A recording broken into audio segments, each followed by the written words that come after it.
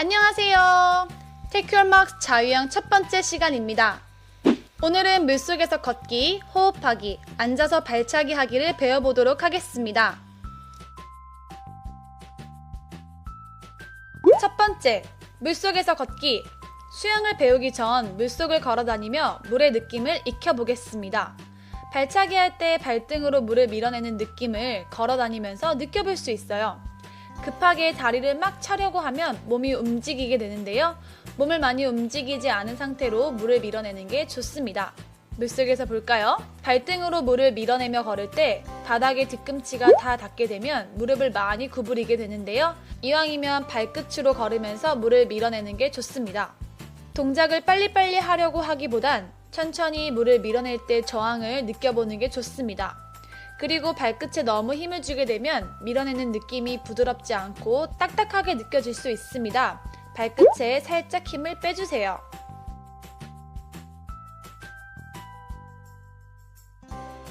두 번째, 호흡하기.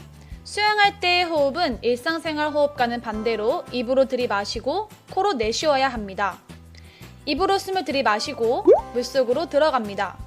이때 바로 호흡을 뱉기보다는 1초에서 3초 숨을 참았다가 올라오기 전에 코로 숨을 뱉으면서 올라와 주세요. 호흡을 하고 들어가자마자 바로 숨을 뱉어버리면 정작 호흡을 뱉어야 할 타이밍에 숨이 부족하게 됩니다.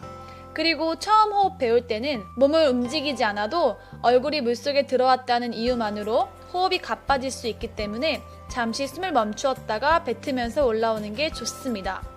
숨을 들이마시고 잠깐 참은 뒤 올라오기 전에 코로 호흡을 길게 빼면서 올라와 주세요. 코에서 만들어지는 버블이 작고 약한 것보다는 크게 만들어지는 것이 좋습니다. 그리고 물이 두렵거나 과하게 긴장을 하게 되면 물에 얼굴을 넣을 때 나도 모르게 온몸에 힘이 들어가게 되는데요. 어깨에 힘이 들어가지 않게 서두르지 말고 호흡에 집중해 주세요. 이전 동작이 익숙해졌다면 정면을 바라보고 머리 전체를 넣어 호흡 연습을 해보겠습니다. 이때 점프하면서 동작을 반복하면 재미있게 호흡 연습을 할 수 있습니다. 역시 숨을 들이마시고 들어가서 잠시 홀드한 뒤 올라오기 전에 코로 숨을 뱉으면서 올라옵니다. 처음 수영을 배울 때 호흡이 반 이상이라고 해도 과언이 아닐 정도로 중요한 부분을 차지하고 있는데요. 한두 번 해서 괜찮다고 넘어가기보다는 자세가 바뀌거나 동작을 응용했을 때도 가능할 때까지 충분히 연습해 주시는 게 좋습니다.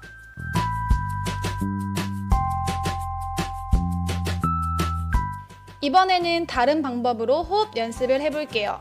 물속에서 숨을 참은 상태로 옆으로 이동을 하고 올라오고 싶으면 코로 숨을 뱉으면서 올라와 주세요. 만약 내가 1초에서 3초 이상 숨을 참을 수 있다면 우선 참고 싶은 만큼 참으면서 걸어가고 숨 쉬고 싶을 때 코로 숨을 뱉으면서 올라와 줍니다. 성인뿐만 아니라 아이들도 재밌게 호흡하는 방법을 익힐 수 있는 연습입니다.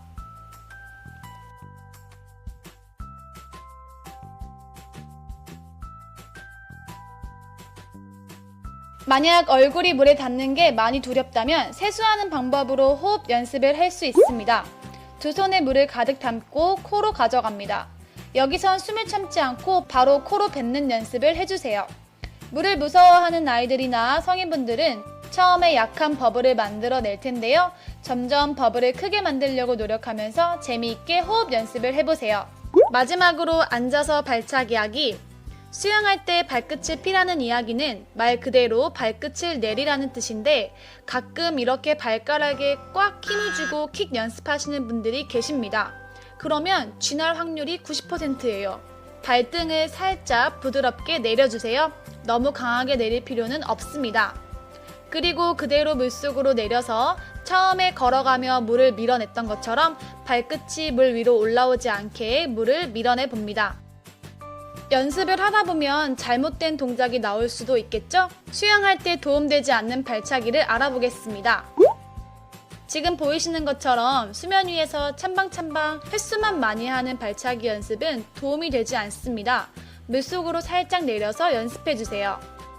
두 번째, 자전거 타기 하듯 무릎을 굽혀 킥을 차게 되면 발등으로 밀어내는 물이 적고 뒤꿈치로 물을 잡아 당기기만 하기 때문에 물을 밀어서 앞으로 나아가기가 어렵습니다. 세 번째, 무릎을 펴고 킥을 차야 하는 것은 맞지만 너무 무릎에 힘을 꽉 주고 킥을 차게 되면 온몸이 흔들리게 되는데요. 다리뿐만 아니라 몸에 힘을 주고 있을 때 이런 킥이 나오기 때문에 앞으로 나아가지 않고 가라앉을 확률이 높습니다. 그럼 어떻게 해야 하냐? 먼저 데크의 엉덩이 끝을 걸터 앉아주세요. 물 밖으로 발 전체가 올라오기보단 물속에서 물을 밀어 버블을 만들어줍니다.